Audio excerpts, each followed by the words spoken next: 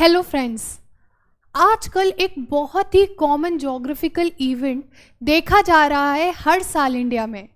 हाल ही में गुजरात के जूनागढ़ इलाके में भी इसको देखा गया है, जिसका नाम है क्लाउड बर्स्ट।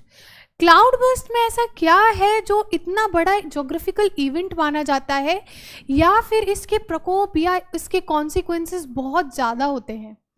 आज हम इस सेशन में क्लाउड बर्स्ट को समझेंगे।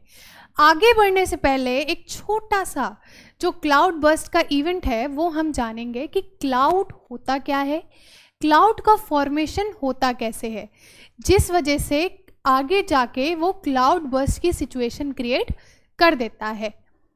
चलिए जानते हैं कि क्लाउड फॉर्मेशन होता कैसे है। देखिए,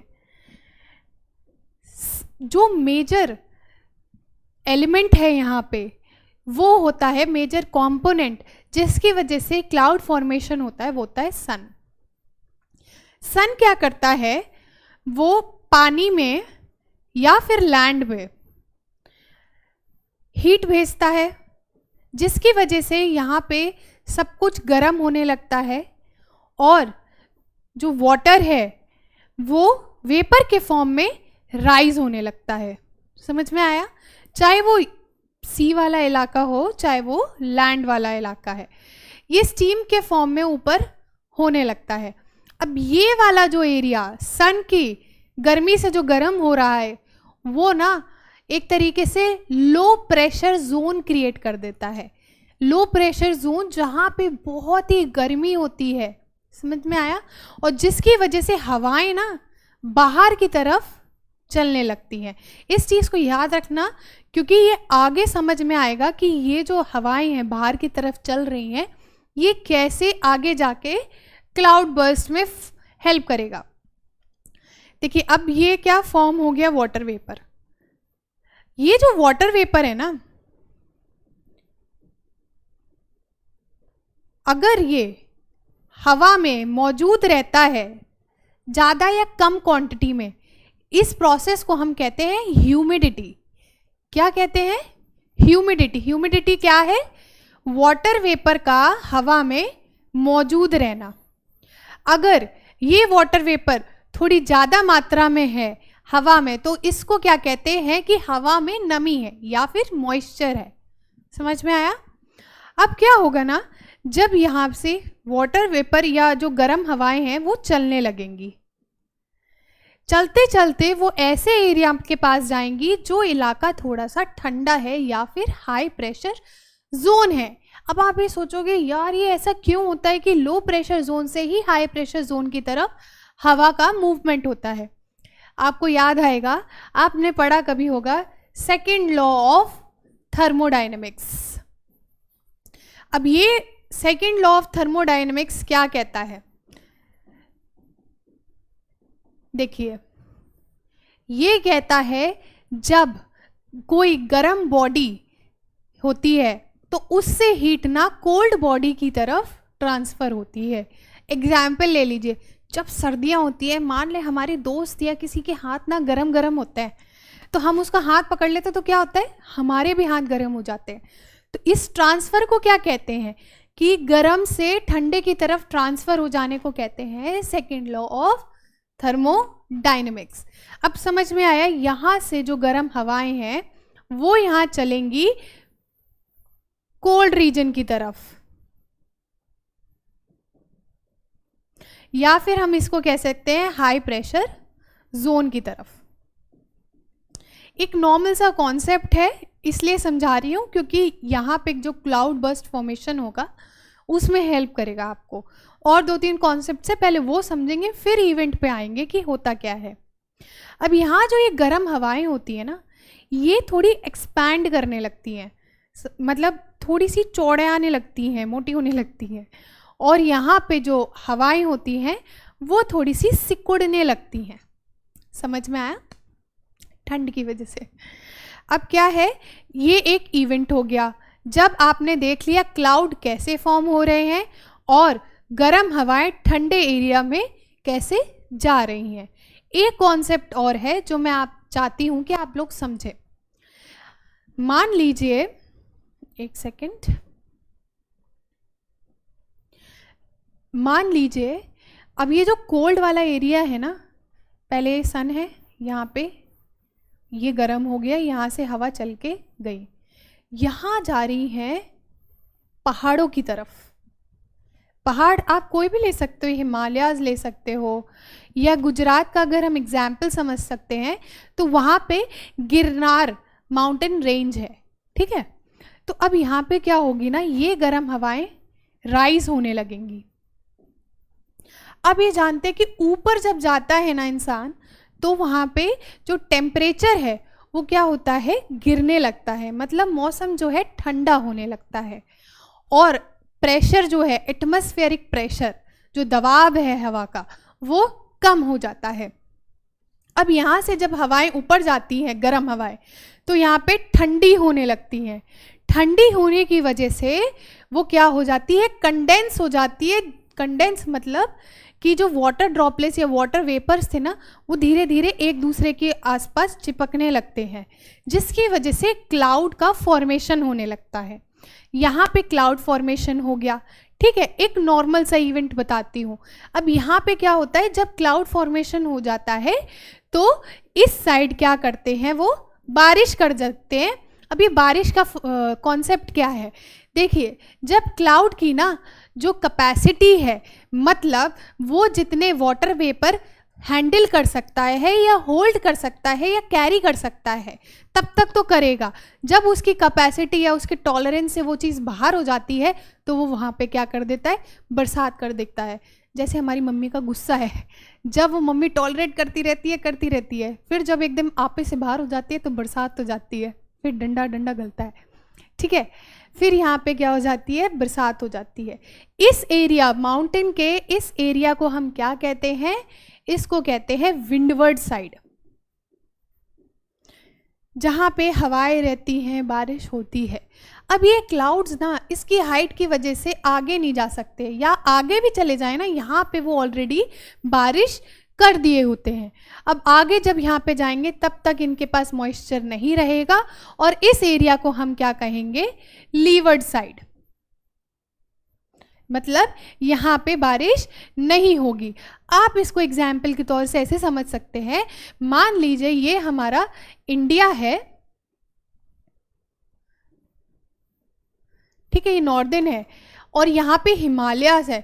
तो हिमालयाज की जो इंडिया की तरफ फेस कर रहा है, जो मतलब ये रेंज जो है जो इंडिया की तरफ फेस कर रही है, ये वाला जो रीजन है, ये कौन सा है, विंडवर्ड साइड। और जो नेपाल या तिब्बत की तरफ फेस कर रहे हैं, वो कौन सा एरिया हो गया, लीवर्ड साइड।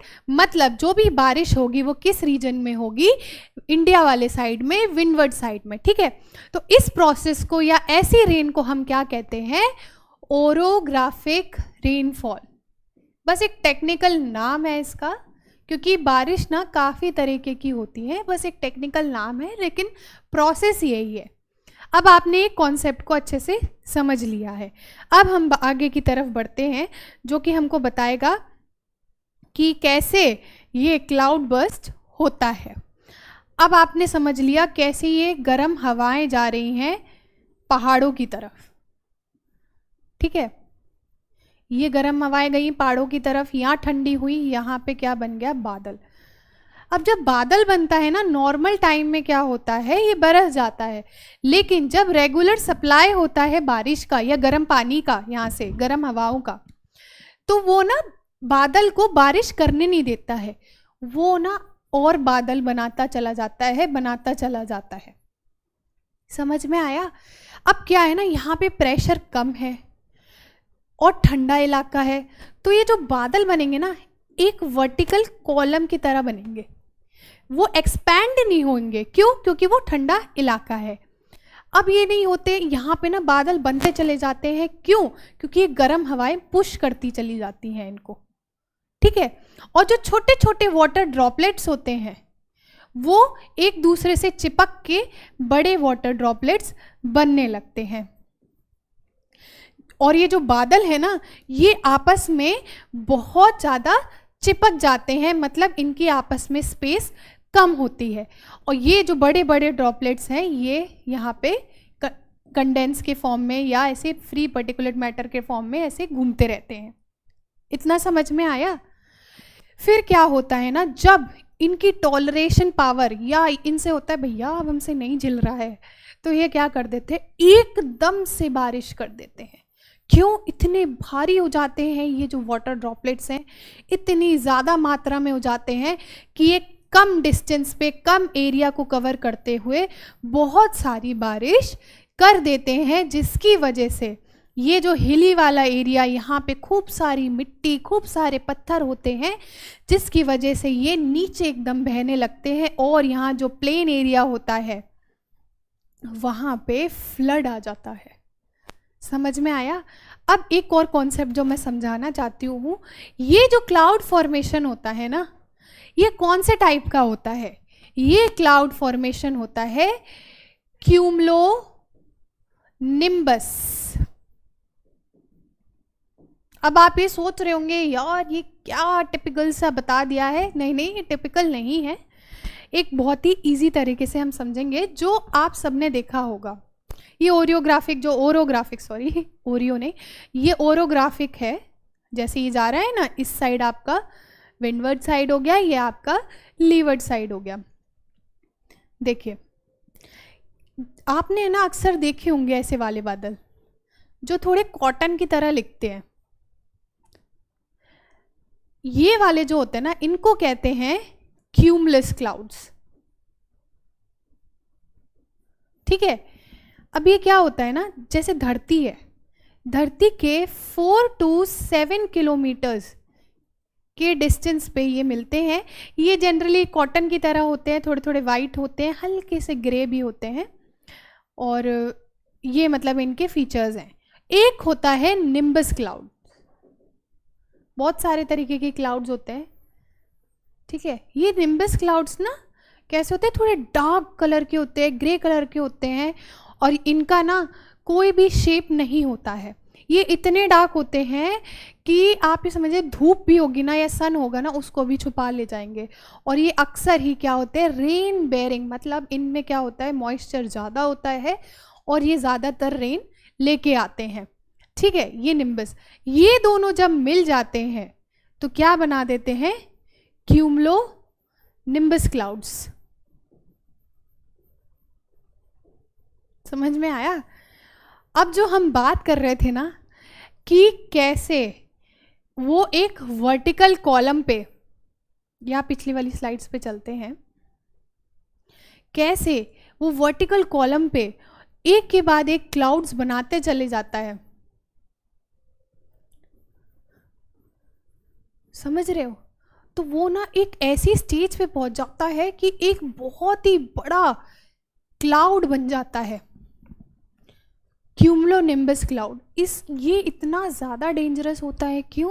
क्योंकि इसमें इतना ज़्यादा वाटर वेपर और इतनी ज़्यादा वाटर के मॉलिक्यूल्स, डस्ट पार्टिकल्स इतने ज़्यादा होते हैं कि अगर ये इस एरिया में गिर जाते हैं तो वहाँ पे बहुत ही ज़्यादा डिस्ट्रक्शन लेके आते हैं। एक बारी मैं आपको क्यूमुलोनिम्बस क्लाउड भी दिखाती हूँ। ये जो क्लाउड होते हैं ना, ये होते हैं क्यूमुलोनिम्बस क्लाउड्स। समझ में आया? तो ये नीचे की तरफ क्या लेके आते हैं, फ्लैश फ्लड्स लेके आते हैं। देखो हमारा जो IMD है ना, उसने भी एक डेफिनेशन दी है क्लाउड बर्स्ट की। उसने क्या बोला है कि अगर मान लो 1 घंटे में 100 mm की बरसात हो जाती है, करीब करीब 20 से 30 स्क्वायर फुट के एरिया में, तो इसको हम क्या मानेंगे, क्लाउड बर्स्ट हो गया। इंडिया में हिमालयन रेंज में कितना ज़्यादा हर साल क्लाउड बर्स्ट देखा जा रहा है, जिसकी वजह से बहुत सारी property loss, human life loss और एनिमल लाइफ लॉस, कितना सब कुछ देखा जा रहा है। तो वो ये इवेंट है। समझ में आया कि क्या प्रोसेस है। नदर्न प्लेन्स में भी जब गर्मियों का टाइम आता है, ज़्यादातर क्लाउड बर्स्ट याद रखिएगा मॉनसून सीजन में होता है। क्यों? उससे पहले आता है समर सीजन, जिसकी वजह से नदर्न प्लेन्स जो होते हैं ना, काफ़ी ज़्यादा गर्म हो जाते हैं। गर्म जब हो जाते हैं तो हवाएं वहाँ पे गर्म हो जाती हैं। गर्म हवाएं क्या करती हैं, वाटर होल्डिंग जो उनकी ताकत है वो बढ़ जाती है, और ठंडी हवाओं की जो ताकत है ना पानी पकड़ने की, वो कम हो जाती है। समझ में आया? नदन प्लेन जब गर्म हो जाते हैं तब वो आगे जाते हैं ठंडे इलाके की तरफ, जहाँ मतलब पहाड़ है या ऐसा कुछ। फिर वहाँ जब वो चढ़ते हैं धीरे धीरे ठंडे होने लगते हैं, वहाँ बादल फॉर्म होते हैं। लेकिन अगर रेगुलर सप्लाई है गर्म हवाओं का तो वो क्या करता है, बादल को एक के बाद एक इकट्ठा करता चला जाता है। जब वो बादल की होल्डिंग कैपेसिटी एकदम ख़त्म हो जाती है, एकदम से वो बरस जाते हैं, जिसको हम कहते हैं क्लाउड बर्स्ट। अब आप ये समझ गए होंगे कि क्लाउड बर्स्ट का मतलब सिर्फ और सिर्फ ये नहीं है कि बादल में छेद हो गया है, ऐसा कुछ नहीं है। ये एक प्रोसेस है, ये एक इवेंट है जहाँ हमें पता चलता है कैसे जो क्लाउड है उसकी होल्डिंग कैपेसिटी कम हो जाती है और वो एकदम से बरस जाता है। आई होप आप सबको बहुत अच्छे से समझ में आया होगा। Thank you very much.